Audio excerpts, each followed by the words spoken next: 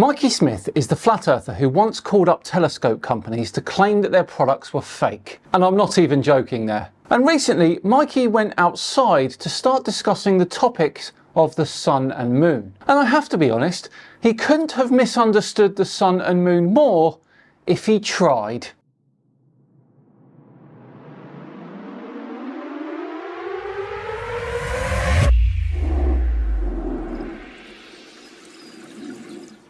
Hello all and welcome along to another video with me, Simon Dan. Thanks very much for joining me. Okay, on with today's video, which features Mikey Smith twice. That's right, two videos of Mikey Smith not understanding the sun and the moon. It's a double feature. Let's get on with it and look at his first outing, shall we? Okay folks, we're gonna at least try to talk about the sun and the moon.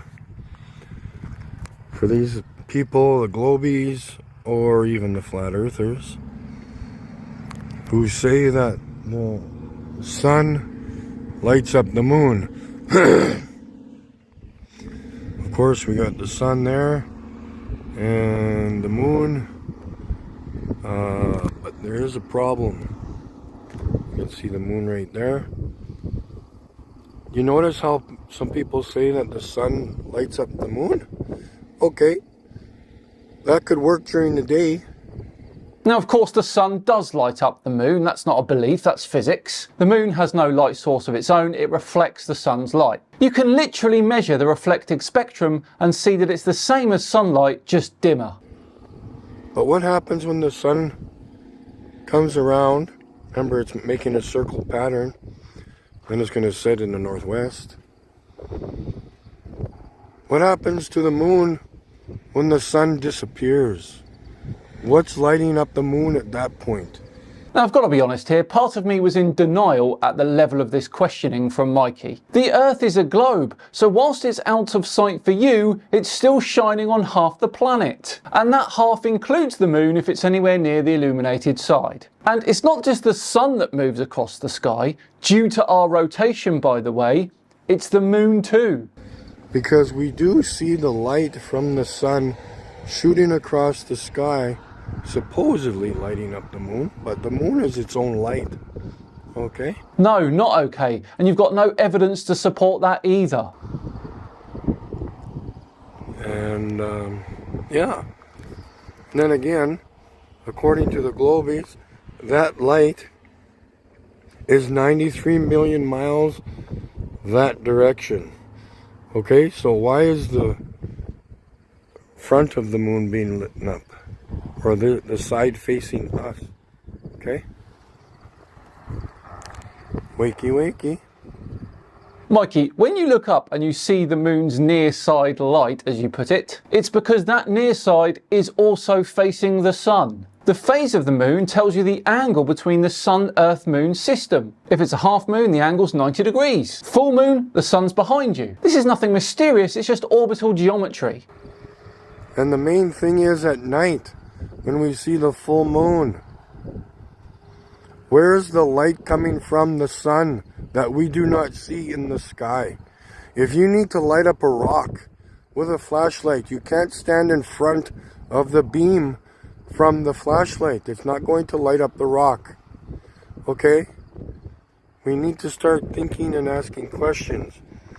We've been asking questions for millennia, Mikey. The moon's orbit is not perfectly level with ours. It's tilted by around 5 degrees. That small tilt means the sun, earth and moon don't line up perfectly most of the time, so the moon usually passes slightly above or slightly below the earth's shadow. That's why we don't get an eclipse every full moon. But we can still see it glowing bright with sunlight just around the horizon.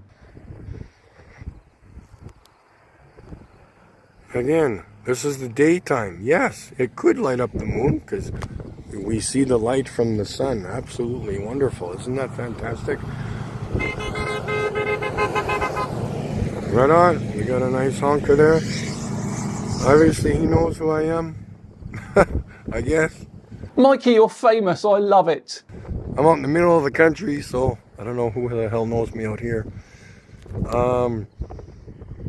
So yeah. You guys, come on, think. He created two lights, not a light and a rock, okay? And that is why, to be fair, we have a lot of flat earthers. Biblical interpretation. Please think. Ask questions. I'm getting tired of this. You know, everybody's out there trying to look pretty on YouTube, producing other people's content on their own channel, and they're not producing their own content. Okay, well, it's pathetic. Go out and do something. Please. I'm asking you, I'm begging you. Please go do something. What, like a communal Eratosthenes experiment with over 1,000 people from across the globe proving that the Earth is a globe? Something like that? Okay, then maybe I should. If you have trouble with growing a set of balls, I'll teach you how to do it. Not a problem. Mikey, that's a bit off topic, don't you think? Okay. Remember, that's a light. The moon is a light. It's a light. It's illuminating itself. All right, folks? Now let's get with the program. Okay? Remember, if the moon is lit at night from the sun, where's the light coming from? You don't see it. Ding, ding, ding, ding, ding. Get your milk and cookies and go to bed. Okay? Bye-bye for now. The irony of that bit at the end there is not lost on me, don't worry. Not content with that video, Mikey thought he'd go out and misunderstand the sun and the moon again, deciding to go out on a different day. Let's see how this one unfolds, shall we? Let's hope he's not interrupted by a fan this time. Okay, revisiting the so-called crazy-ass theory about the sun reflecting off the moon. It could possibly work right now, but you, globies, think you live on a ball.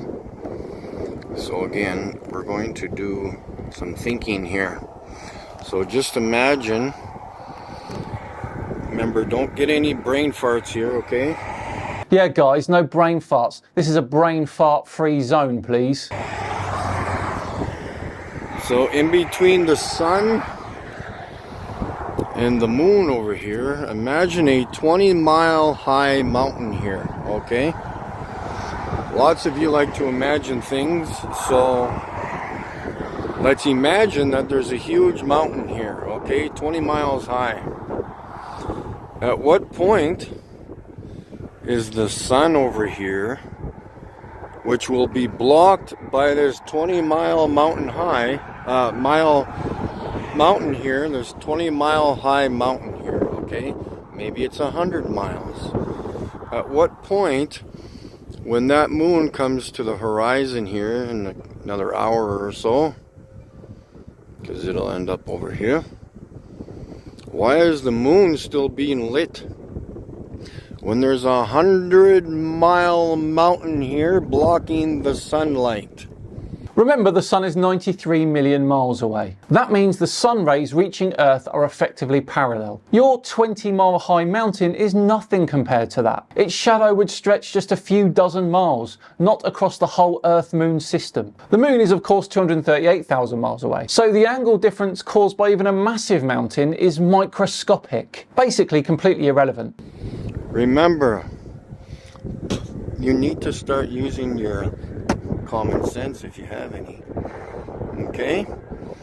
Remember, you see how the shadow is casted by my car? Right here? The sun, the car is blocking the sun. That's why there's darkness over here. We remove the car and we see sunlight. Okay, folks? It's not hard to think about. It's not, but unless you've got a mountain that stretches into space and gets wider at the top, then it's not going to block the sun's light from reaching the moon. And then again, at night, let's do this at night. If we see the moon here at night, full moon here in the sky, right here, okay? And now the sun has set in the northwest, of course, only on a flat earth it does that. It goes this way beyond the horizon, and the sun is gone. Now the sky is dark from here all the way to the moon that is fully lit here, supposedly by the sun. It's still illuminated.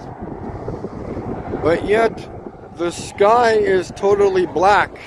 When the sun dips below the horizon, the part of atmosphere above you isn't being illuminated by it anymore. That's why the sky turns black. But sunlight is still racing through the vacuum of space, hitting the moon with no atmosphere in the way to scatter it or dim it. It really is not rocket science, Mikey. If your sun, which is thousands of miles that way on the horizon, is supposedly lighting up your moon over here, why is the sky black? Okay? Please refrain from having any optical illusions that are in your brains and brain farts. So yeah, not hard to figure out, guys. See you later, alligator. My word, that was a tough watch, wasn't it? How Mikey has misunderstood the heliocentric model so badly there is beyond me. And this is a major problem for flat earthers. They keep saying that we know your model better than you do, but they really don't, like ever. Well, there we go, everyone. What do we think of those couple of videos from Mikey Smith there? Let me know in the comments below what you thought about his colossal misunderstandings. As I say, we're all done and dusted for another one. Thanks so much for watching today. As ever, it's appreciated. If you enjoyed it, please do consider subscribing to the channel and hitting the thumbs up button too. I've been Simon Dan. Have yourselves a great day, and I'll see you tomorrow where Frank Turek is back on the channel, and this time he's talking about morality. It's a good one. See you then.